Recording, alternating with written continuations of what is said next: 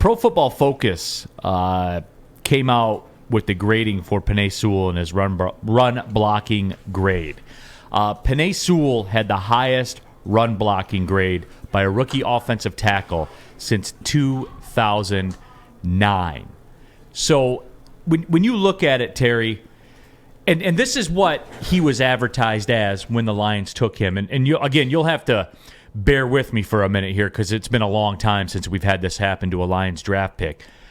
Are you prepared to go all in with Penei Sewell and say, yep, pencil him in for the next 10 to 12 years, however long his career lasts, and you got a cornerstone. You have your quote-unquote Joe Thomas or Orlando Pace or what have you. I did that before the season began. Oh, really? I was convinced this guy was the real deal. And, forget about what he did in the preseason. I know, and he had to switch positions, and I think sometimes we make judgments on people too soon that they're a bust. We had people talking about, they drafted the wrong guy. They should have got a receiver. But you have to let things marinate, in particular with a rookie. I mean, he went from right tackle to left tackle to right tackle. You got to let things play out a little bit. So I've always been high on him, seeing him play in college. That's the guy I wanted them to pick. They got him, so I was sticking by him. And you look at, I think, the impact of what he did, and this goes back to it too. This is why, and I know we beat this thing to death, but part of I'm trying to think of the right word. Part of the reason that I don't care about Matt Stafford leaving or anything like that, number one, and wanting them to lose and all that stuff, obviously was because of the draft pick.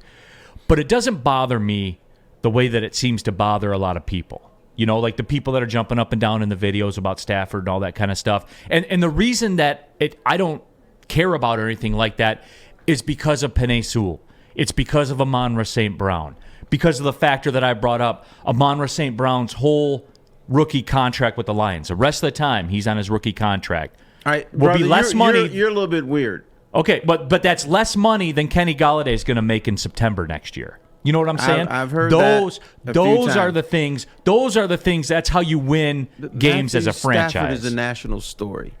Matthew Stafford is not only a national story, but he's probably the number one and number two story here in Detroit right now. No, and I get that. Nationally, certainly I understand that. And D-Mac and I talked about that. You can feel the way you want to feel about it. I'm explaining my stance on it. The reason I don't care and I'm indifferent, although I do think the Rams will win this weekend and get to the Super Bowl, the reason I'm indifferent about it is because the team I root for, Penei Sewell, I think we can all – there are no dissenters. I guess that's the point of my question, right, Terry? Right. How can you be a dissenter of Penei Sewell? Yeah, but as far as interest right now, Penei Sewell is way down the list compared to Matthew Stafford. I understand this is my team, I'm rooting for my team, but there's a lot of ramifications with Matthew Stafford. One, it shows how pathetic your organization is. The Lions can't win a playoff game with Matthew Stafford, then he goes somewhere else and he wins 2 in the same year. So it's an indictment on the Detroit Lions. B, you put these two factions together. They were the Matthew Stafford people, the anti-Stafford people. Now they're fighting each other. So friction makes for interest. No, it does, and I understand that. I do. But you're on the sidelines saying, whatever you guys do, I don't give a damn. Well, Terry, as you would say, I'm above it. Well, hey, you said it. I didn't have to say it. You've just said it in the past, Terry. No, but with me, it is that simple to where I don't care about that because, as I've said, he's gone and he's not coming back. That doesn't interest me. I don't care. I don't feel one way or the other about it. He's just a guy on another team now to me. My focus is this kind of stuff right here. And I honestly believe this because of Brad Holmes. And we talk about Jared Goff and the bridge quarterback and should the Lions take a quarterback, should they not? Dan Campbell and his fourth down decisions. Who's a coordinator? Aaron Glenn's been a great coordinator. None of that matters here. None of it. Brad Holmes is the number 1, number 2, number 3, number 5 most important thing to the Lions organization. The draft is the only key out of this, as I've said all season long. And through all this, returns like this, you got people saying, is Penei Sewell the next Joe Thomas? Where this, you won't have to worry about the tackle position for the next 13 years. You know what I'm saying, Terry? That's True. a cornerstone. And at some point, he's going to be your left tackle.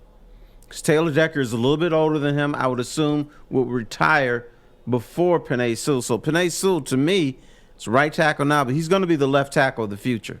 Right, but he's like that, though. You can put him wherever you need to. Don Rivera says, Sewell sold me when he made Aaron Donald look like a child. And that was a big moment to me, too, because that was one of the reasons that I liked Ndamukong Suh so much, Terry, was because he was the one Lion that would step on Aaron Rodgers and say, look, man, you're not punking us out here. Not today. Not when I'm out here. I'm going to punk you. And he'll step on his old quarterback, Matthew Stafford. You don't care. Or Stafford will kick him. Stafford didn't kick him. Okay, Terry. We'll never know. Did not kick him. But I have a philosophy about NFL teams. You need a certain percentage of assholes. You do. And the Lions were always, we want to get character guys, which is fine. I don't fault them for that. But it can't be every guy is a sweetie pie. You got to get guys like Ndamukong Suh. You need dogs. Dogs, wolves. Yeah. Whatever you want to call them. And so Ndamukong Suh was good for the Detroit Lions that, A, you didn't know what he was going to do. He was controversial. He was mean. He did stuff that was not right. But because since he's wearing a Lions uniform, a lot of people defended it. Oh, he didn't really kick that guy or, and then he come up with some stuff. I was just trying to evacuate myself from the situation. Get my balance. Get some baloney like that. And guess what? Some people bought it. And shame on you, but that's your guy. Understand I bought it because it fit my narrative, Terry. I was ahead of my time. You didn't really buy it, did you? No, I just enjoyed the fact that for once we weren't getting punked. Right. We were doing the punking. Right. All right. Because I think at the core we agree where you need some dudes like that. And that's really when this franchise is going to arrive, when you got guys that stand up and say, this ain't happening here today. Today is not the day. Right. Or I'm going to poke your eyes out. Now, you can't have 30 or 40 guys like that, but you can have 5 or 6. It's okay. You can have one. Charles McClain says, how much of his success is on Hank Fraley? And I would say he was probably the most valued offensive tackle in the draft. So, I mean, obviously there was a lot of natural talent with the guy. But I would imagine Fraley's, he's been through the wars in this game. He probably had a thing or two to teach Penei Sewell. Help, but even before he was drafted, if you read his draft reports, they said, it's a potential Hall of Fame player. They didn't say Pro Bowl player or solid player. They said this is a potential Hall of Fame player. In other words, other people saw his potential too. No, they certainly did. And it gets me excited. These two things in particular that I've talked about, this with Penei Sewell, the Amon-Ra St. Brown thing, I just don't think that stat gets enough credit, Terry. Because how many Lions fans do you think secretly, they wouldn't say it on social media, they probably wouldn't say it in the chat thread, how many Lions fans out there would own that and say, you know what, I really did want him to re-sign Kenny Golladay? There were some. I would say 30, 35%. Right. But I would say this I like Kenny Golladay as a player. But then it came to my attention that Kenny Golladay didn't want to be here. He's one of those guys who's like, I'm sick of the Lions. I want out. And then he started pouting. They wanted him to come to practices. He didn't want to go. He didn't want to see anybody. So it was best for him to move on.